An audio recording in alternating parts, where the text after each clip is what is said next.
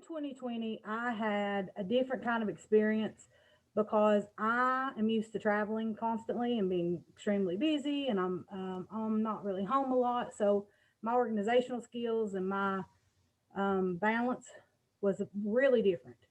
So things I learned this year, um, apparently I'm a people person because I had a real struggle when we first started going virtual in March with how to even build a relationship with somebody over virtual. And we had a lot of new accounts that started, and I had to build a relationship with those people over video chats. And I was not used to that, so that was a real challenge for me and a struggle. Um, I'm able to travel a little bit now, but a lot of states are still shut down.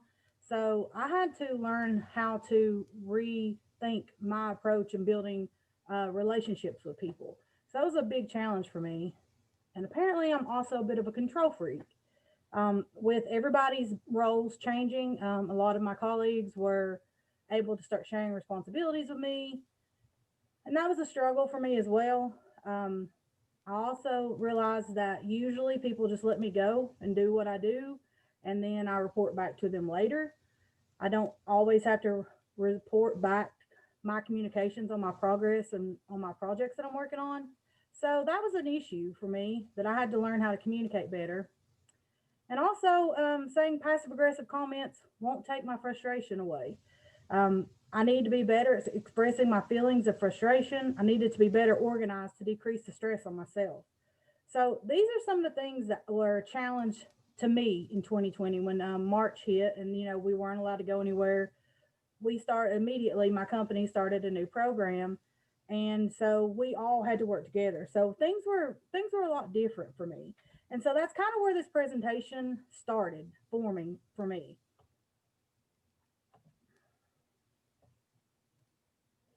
So I actually did a lot of looking at myself, and I also looked at my leadership team that I have, and I thought about, let's talk about what leadership is. And when I started doing this presentation, I thought, what am I going to do? What am I going to talk about? Because there's so many different types of people that I'll be presenting to, so many different roles in so many different fields, and how can I bring that together and really make one presentation? So with me, I thought I just need to start the definitions of leadership because that's a goal, that's a solid foundation that I know I can get, and I want to be able to see where I need to start. So the action of leading a group of people or organization, and I thought that's not what I think leadership is. To me, it's more inspirational. So I added my definition of leadership: the ability to inspire and to lead others towards a common goal.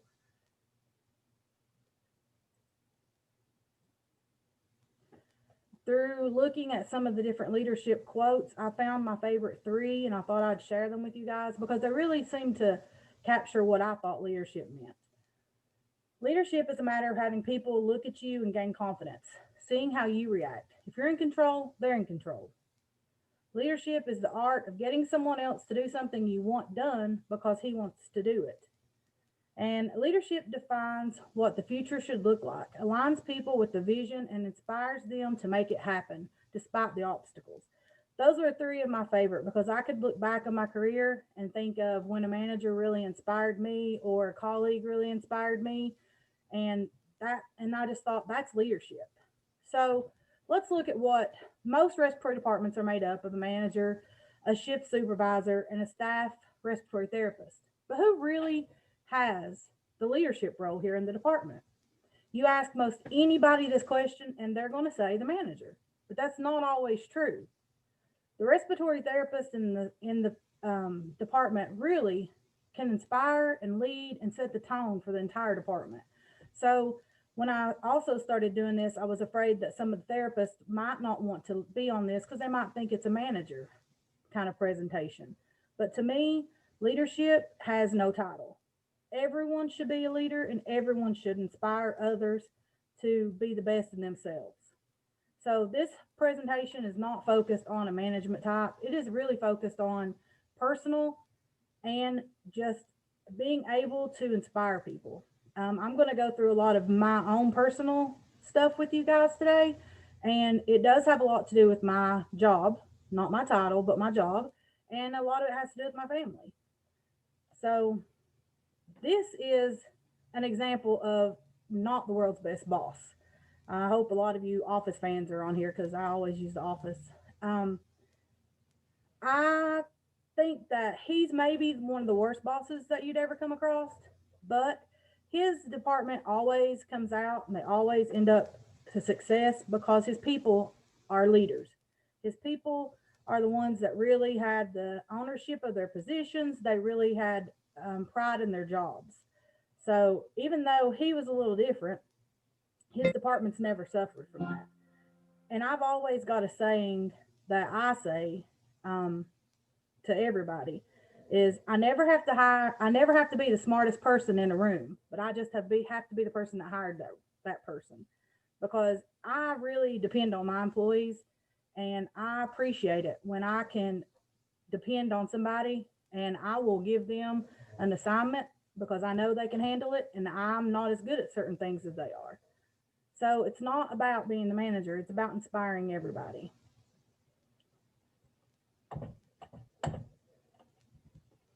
So some characteristics of a good leadership, they have, of course, they have to have integrity, the quality of being honest and having strong morals and principles, communication and listening, being able to effectively communicate your ideas or plans will gain respect from others, making others feel heard, and sharing feedback will always make you gain respect.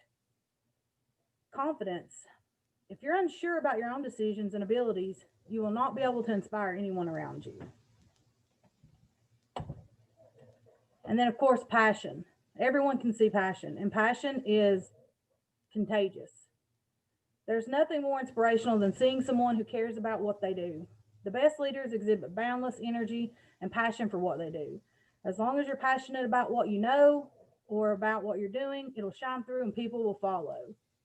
And of course, humility. And I think humility may be one of the best examples of a leadership here because when you are able to really show that vulnerable side to somebody and let them teach you and inspire you, then that makes them feel comfortable to be inspired and it really makes them feel like they can open up and take in what you're saying. So while confidence is a very attractive trait in a leader, there's nothing like a humble character for creating a lovable persona. Great leaders admit when they're wrong and take criticism as an opportunity for growth. I definitely had my own experience in being able to take criticism this year, and part of this presentation is my growth that you're going to see. And of course, resilience. Some people are busy complaining about the problem. Great leaders always focus on solutions, not the problem. So, the first thing that I did when I thought I'm just not where I need to be, I'm not, my days are completely different. This, my new normal is nothing what I'm used to. And you would think, okay, staying at home, working from home every day, because I was blessed enough to not lose my job through the crisis in the beginning, but my world just collided. I was home all the time. My husband, he did get laid off, and we were starting a new telemed platform to help our clients. It was a lot going on, and I had to take a step back and I had to look at myself and say, "You're going crazy here. Let's see what we need to do." And so I actually did a lot of research to see how I should take a step back and focus. And if I was going to run a marathon, which I'm sure anybody who knows me is cracking up right now, I would train for that marathon. I would make sure that I was able to actually get out there and do what I needed to do. So I thought, you know what? I need to put some time into me. I need to do the research. I need to do the work. So that's what I did. And I started with this. You have to learn to recognize your strengths and work on your weaknesses. And I suggest that you list both out and then list ways to improve on your weaknesses. Continue to review the list as you go on to make sure that you're still making progress. So I do know that one of my weaknesses is I do tend to speak over people. I don't mean to disrespect people, but there's a lot going on up here and it just never stops. So I am trying my best to make a conscious effort to not speak when being spoken to. I'm trying to focus more on what the person is saying and comment back to them so that they know that I was listening to them and I make them feel heard and valid. Because if anybody, and so many of you, I've looked at the list, know me, I'm sure there's been a time you've talked to me and I'm like, what'd you say? I didn't even hear you. I'm sorry. And because something else is going on in my mind, I remembered something. So I'm trying to make a conscious effort now to not do that, to stay in the moment and stay focused on what who I'm talking to and what we're talking about. I take on too many things and I get frustrated and things do not get done correctly. So I've actually started a list of projects with goal dates and progress. I give myself a realistic goal date and I delegate when possible. The next one I did, I do not leave myself enough time to work on projects.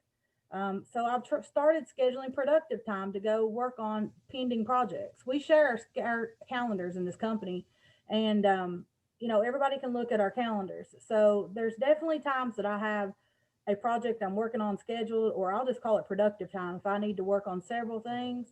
To block myself out so I'm not scheduled during that time. That's hard for me to do because I do not like not being available for my accounts and for my clients.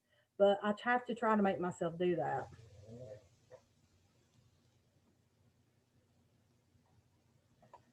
Um, the other thing that I saw that I thought was probably one of the more interesting kind of personal aspects of growing was making a personal mission statement.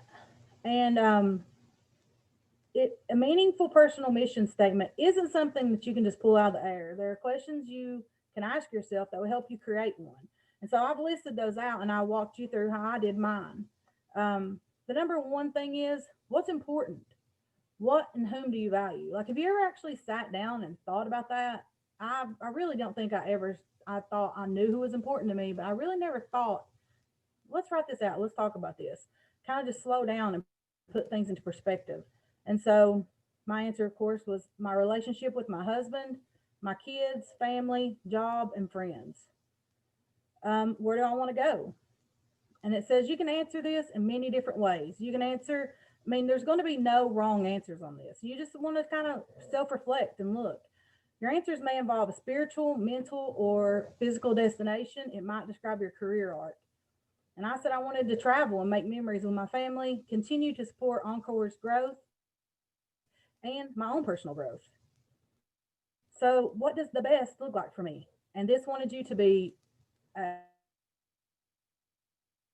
just dream big, dream as big as possible. So, of course, I said I want to help improve the lives of patients in all 50 states with our account partners. That would be my goal. There's nothing I love better than being able to do home visits and work with the respiratory therapists that I'm lucky enough to work with across the United States. So, how do I want to act? How do you want people to describe you? Think of a few words you would want to come to mind when you think people think about you. That was a hard one for me.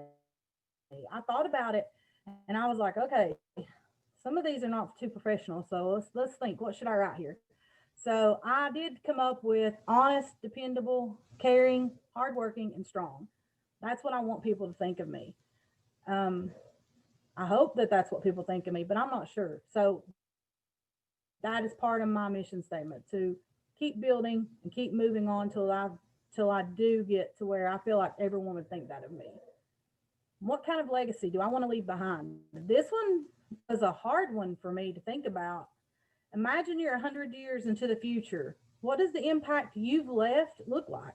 How is your butterfly effect still touching lives?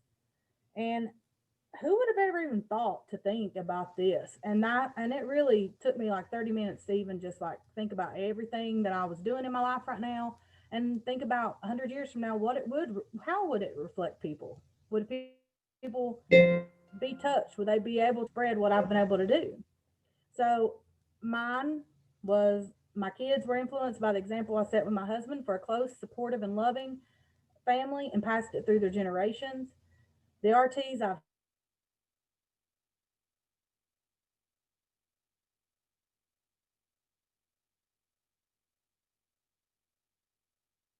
helped spent time with, the others over the years, and spread the knowledge. I would love to see if I could see all of my impact. Oh, it says my internet is not working. unstable. Keisha, can you still hear me?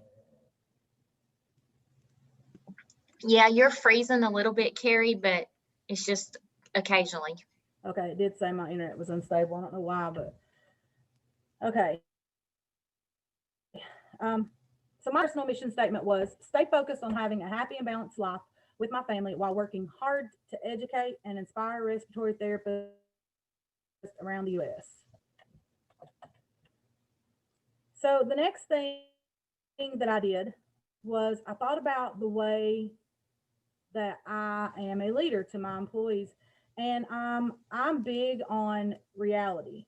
My reality may not be their reality. I think I'm doing a great job as a manager. I think I'm doing a great job at leading, but do they really think that? Their reality is truly the only reality that matters.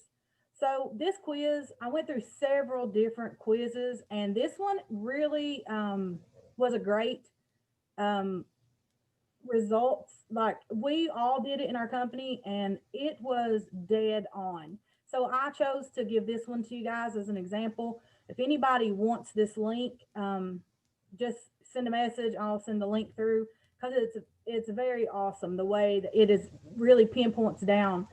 There are three different types of leadership that it goes through. You have the authoritative leader. Basically, this leader is going to make all the decisions. For the room. One of those links is for. Were you saying something?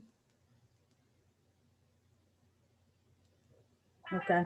And the next one is the Democratic.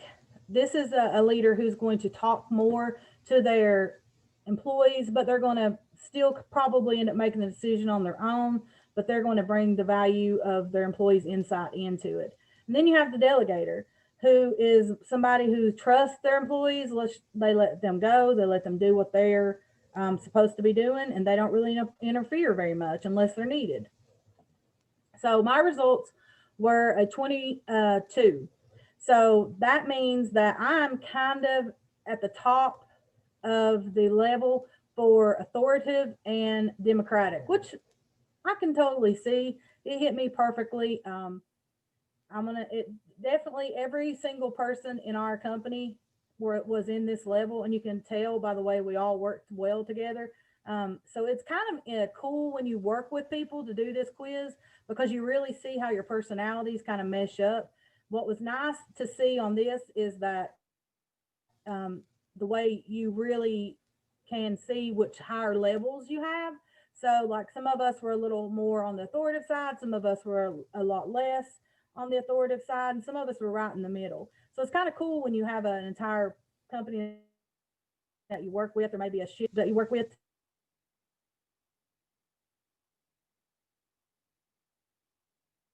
to see how your personalities mesh. I really like this, um, that result that you got.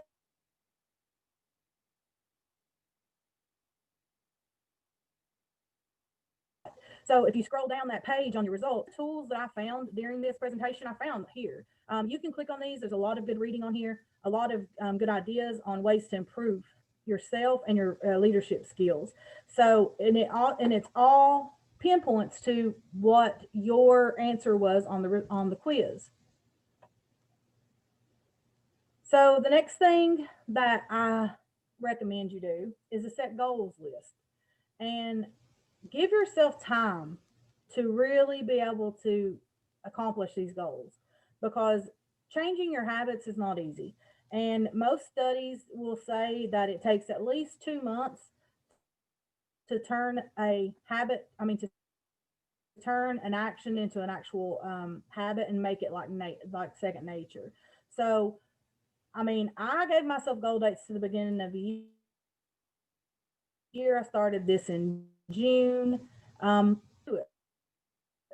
have failed on several of these, and that's okay. Failing is not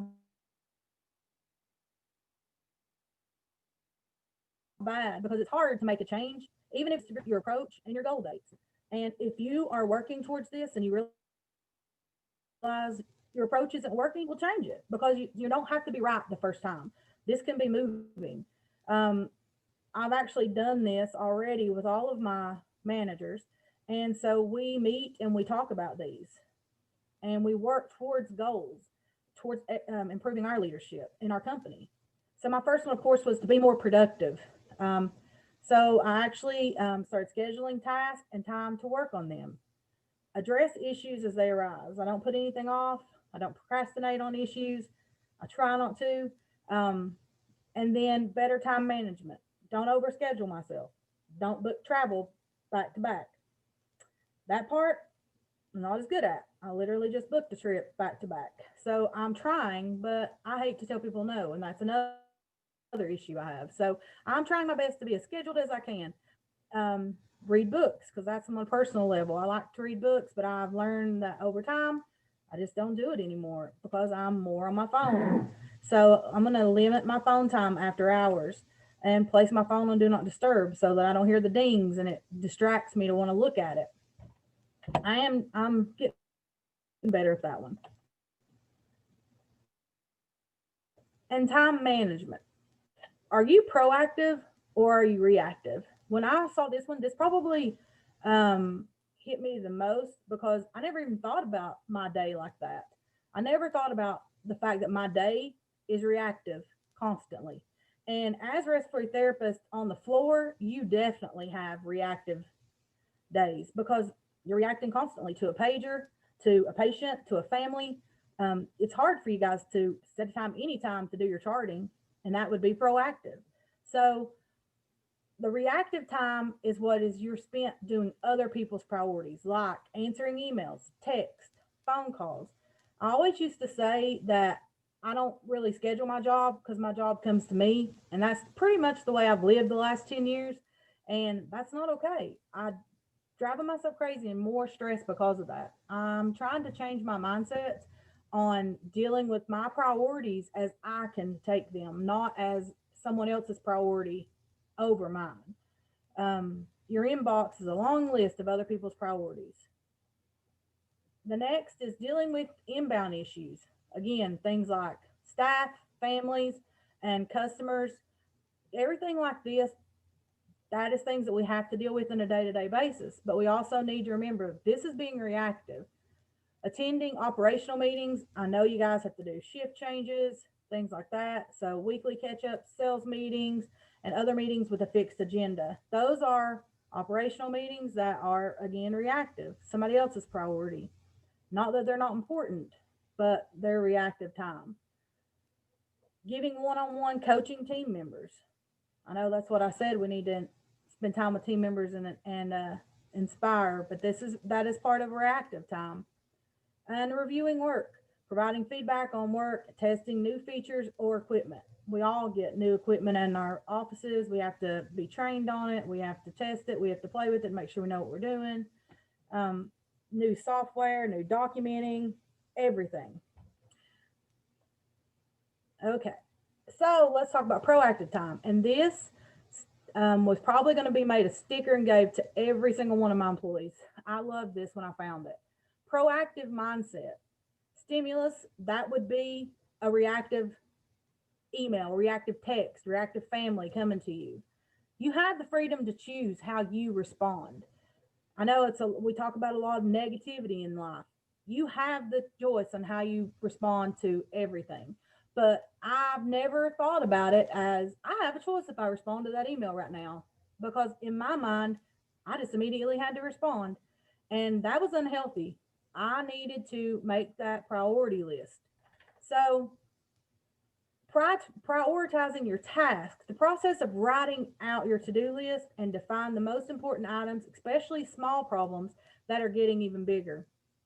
So I have a link here, and I hope it would share. Let me see if I can get it to. Keisha, I'm gonna need you to be ready to tell me if you can't see this. You see it, Keisha?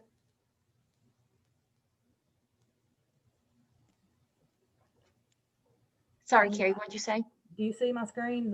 Our project. I said the project title, project manager Right. sign. Just making sure.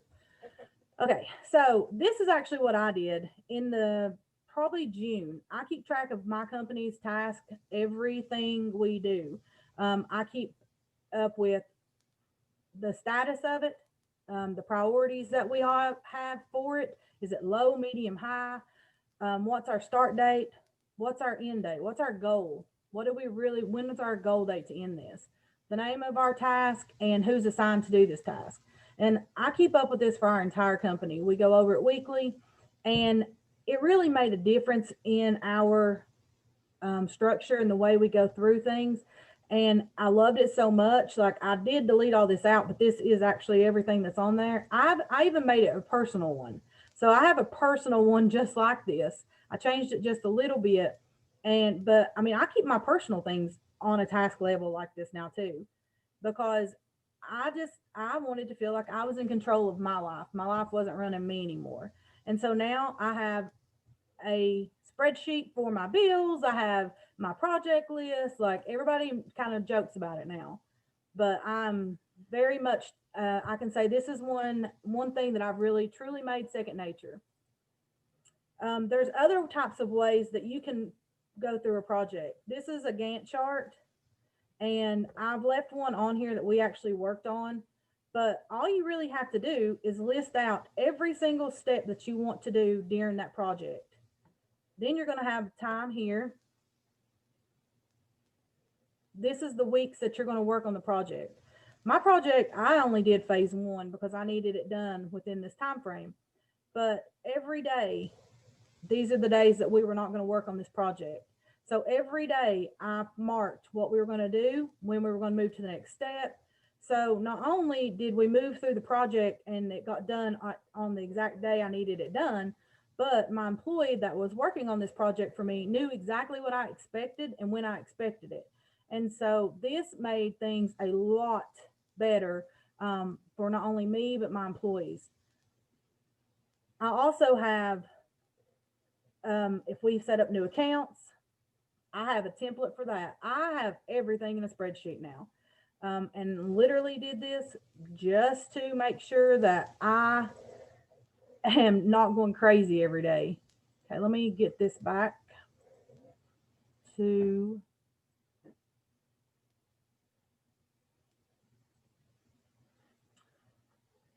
okay, I can't get to it because of that.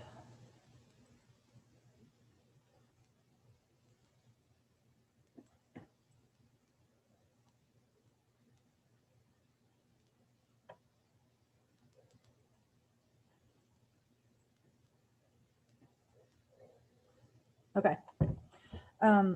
So that's just an example. And all I did to find that, because I edited it a lot, all I did to find that was just, hang on a second. Are y'all seeing my screen? Yes, you are now. Okay. But all I did to find that was just Google project list, and I picked the one I wanted. I made the edits. It was really simple, and it's really improved our structure and my life in a personal level as well. These are other ways that you can make yourself more productive during the day. Taking time to think. Take a walk outside of the office to think through things with a bit of distance. Look at yourself, exercise, spend time with your family, your coach, or even your therapist. Read up on articles and books about something that you want to learn more about. Schedule time for being proactive. This is all kind of self-help.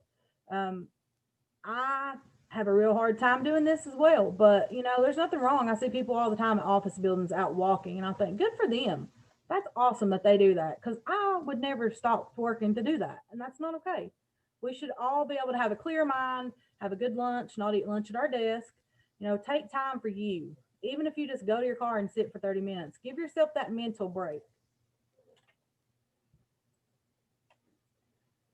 So these are ways that I have elevated my leadership skills this year. And this was a list that I made. It's not completed yet, but this is a list. I just wanted to give you guys an example of kind of what we've done this year, or I've done this year, I'm sorry. Start a mentor program for all of our new staff.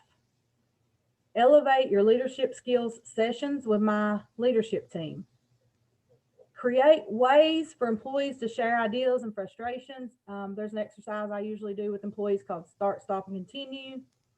Education on equipment and Nexus for myself and employees. Follow through with commitments. Be consistent and be present to all RTs on staff with our accounts. Accept that you always have a lot to learn. Offer recognition. Always give feedback and explain changes, expectations fully to your staff. Always focus on company goals and ways to meet or exceed them. Always keep focus on my personal mission statement. I just feel like writing these things down and really talking about them, bring them to life, and it makes it real. If I sit there and think in my head, I need to talk to the RTs more because there's a manager between me and the RTs. But I want them to know I'm here. I could just think that in my head and not even worry about it. But I feel like writing it down, I put it on my calendar to make sure I'm on their calls more often. I make myself more accountable. And there's nothing wrong with holding yourself accountable to making yourself better. So how are you going to elevate your leadership skills? And I'm not sure on time how bad I did or how good I did, but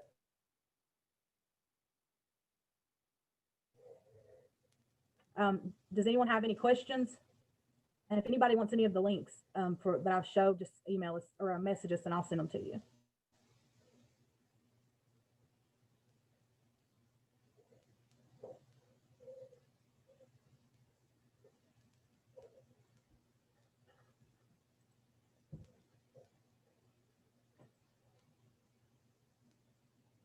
Let me stop sharing my screen and I'll look at all the questions, I guess.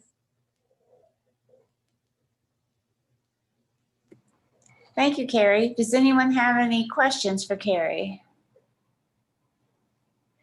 I do have one comment for you, Carrie. And it says, great presentation from Carrie. There's a lot that we can take from this for personal development and growth. Thank you, Carrie. Oh, thank you. And another one that says, job well done. Thank you. Any other questions?